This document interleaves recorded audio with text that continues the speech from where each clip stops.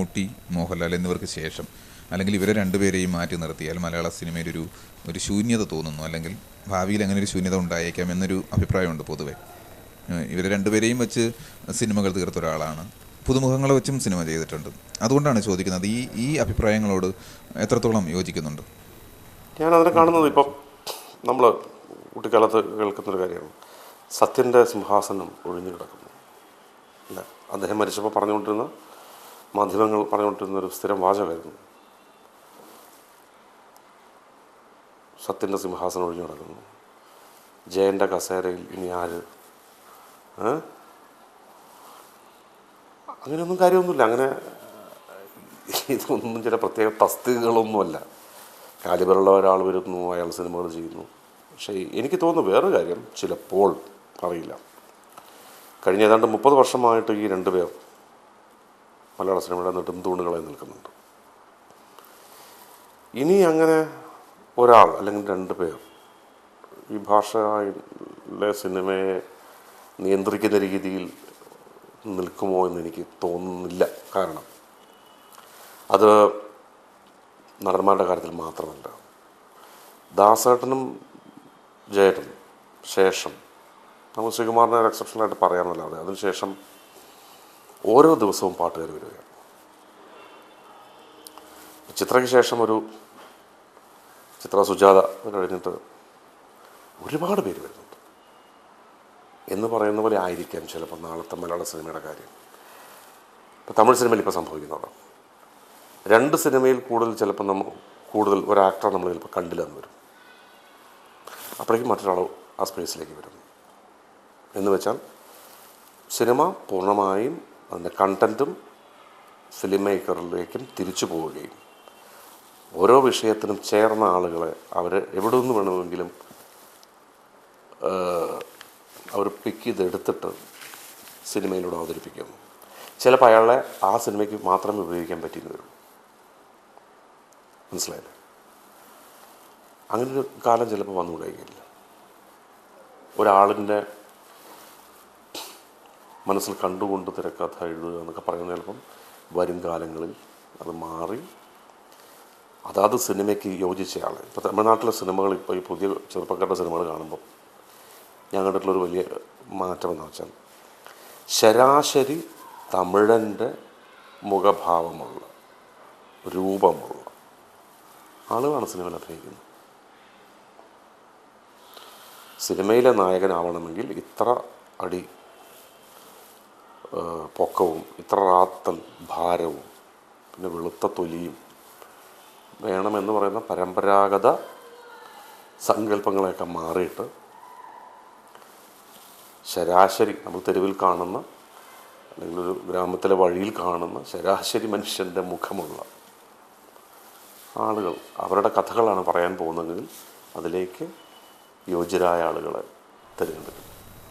ഒരു വിവാദത്തിന് വേണ്ടിയിട്ട് ചോദിക്കുന്നതല്ല, ഈ അടുത്ത കാലത്ത് സംവിധായകൻ വിനയൻ്റെ ചിത്രത്തിൻ്റെ ഒരു റിലീസുമായിട്ട് ബന്ധപ്പെട്ട് സിനിമയിലെ പ്രമുഖ സംവിധായകരും മറ്റ് ചലച്ചിത്ര പ്രവർത്തകരും ഒരു പ്രതിഷേധ പ്രകടനം നടത്തി തിരുവനന്തപുരത്ത്. ഇത് കണ്ട പലരും പറഞ്ഞത് സിനിമാക്കാർ രാഷ്ട്രീയക്കാരേക്കാൾ അധപ്പതിച്ചു പോയി എന്നാണ്. ഈ സിനിമാ പ്രവർത്തകരെ, കലാകാരന്മാരെ പ്രത്യേകിച്ച് മനസ്സുകൊണ്ട് ബഹുമാനിക്കുന്നവരും ആദരിക്കുന്നവരും ഒക്കെയാണ് ഇങ്ങനെ പറയുന്നത്. ഈ ഒരു അവസ്ഥ മലയാള സിനിമയ്ക്ക് എത്രത്തോളം ഗുണം ചെയ്യും? ഈ മലയാള ചലച്ചിത്ര വ്യവസായവുമായി ബന്ധപ്പെട്ട സംഘടനയിലെ ആളുകളുടെ പെരുമാറ്റ രീതി വില കുറഞ്ഞതായി പോയി എന്നൊക്കെയാണ് താങ്കൾ പറഞ്ഞതിൻ്റെ ഒരു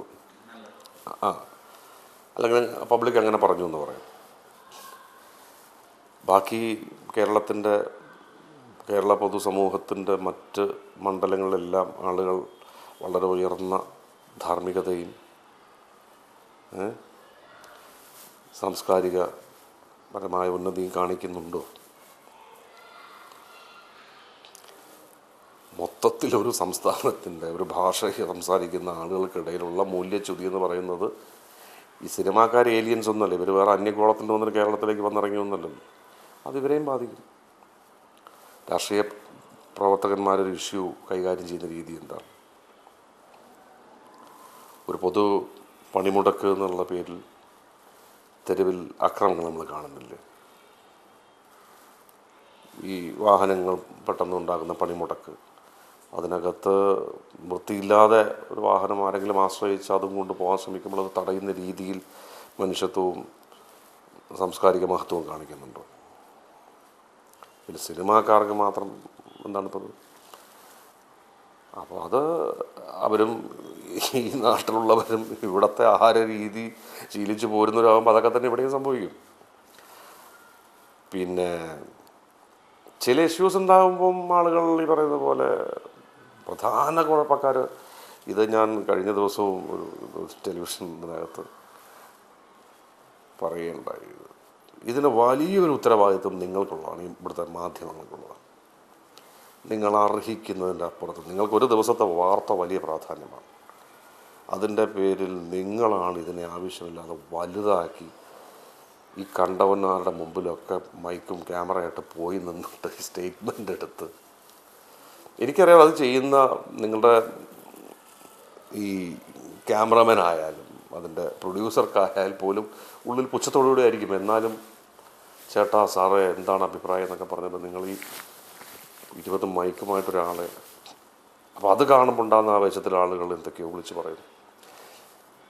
അപ്പോൾ ഈ അർഹിക്കുന്നതിലപ്പുറത്തുള്ള പ്രാധാന്യം നിങ്ങൾ കൊടുക്കാതിരുന്നാൽ തന്നെ സിനിമയിൽ ഈ കാര്യങ്ങളൊന്നും, അല്ലെങ്കിൽ വ്യക്തമായ ബോധത്തിൻ്റെ അടിസ്ഥാനത്തിൽ അല്ലാതെ വിളിച്ച് പറയുന്ന കാര്യങ്ങൾ പബ്ലിക് അറിയുകയില്ല, ഇവരെയും രക്ഷിക്കാൻ പറ്റും. പക്ഷെ നിങ്ങൾ വിടില്ല. നിങ്ങൾക്ക് എപ്പോഴും താല്പര്യമുള്ള വിഷയം ഇത് തന്നെയാണല്ലോ, ഈ ബഹുസ്വരതയും അതിലെ അപശബ്ദങ്ങളുമാണ് നിങ്ങൾക്ക് താല്പര്യം.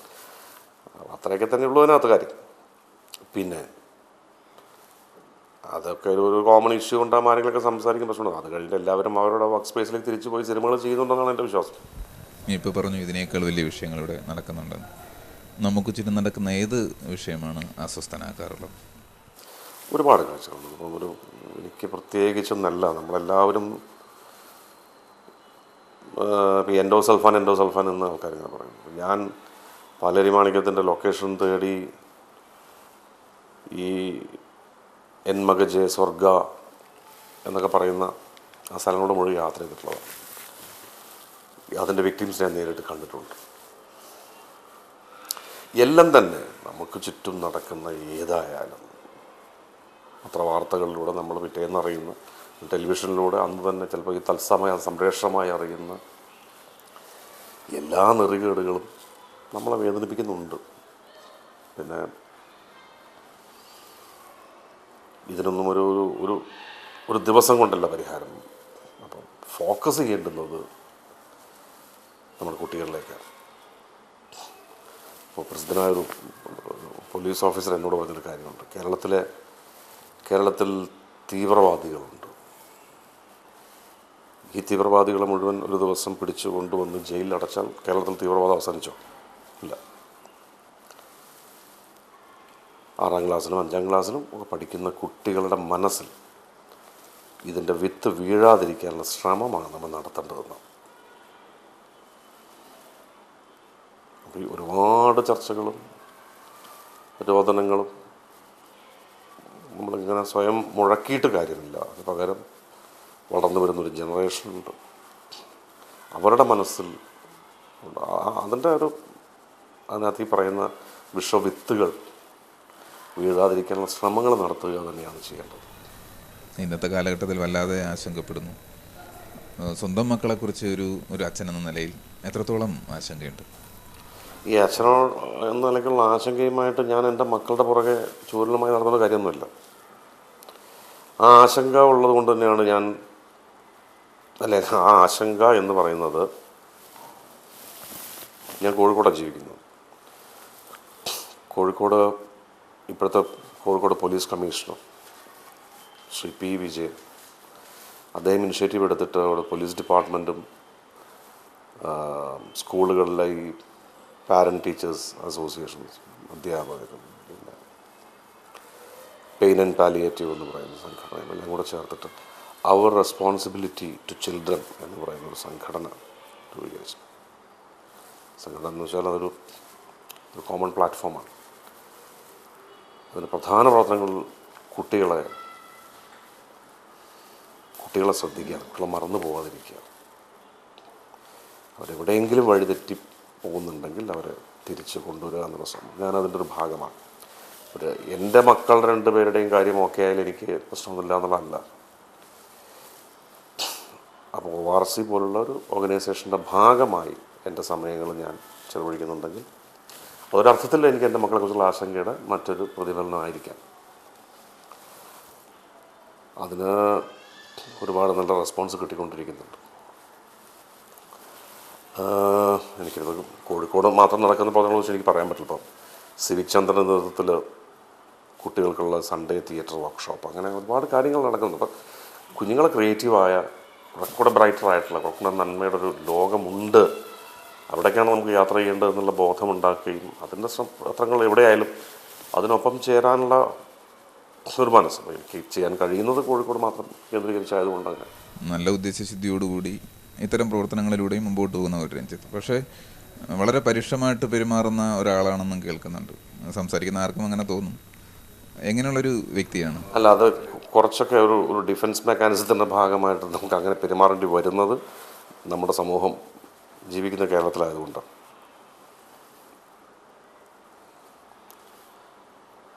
കഴിയുന്ന ആൾക്കാരോട് ചിരിക്കാതെ കുറച്ച് തല താഴ്ത്തി നടന്നു പോയാൽ ഒരുപാട് പ്രശ്നങ്ങൾ രക്ഷപ്പെടാൻ പറ്റും. ഇത് ചിരിച്ചാൽ പ്രശ്നമാണ്.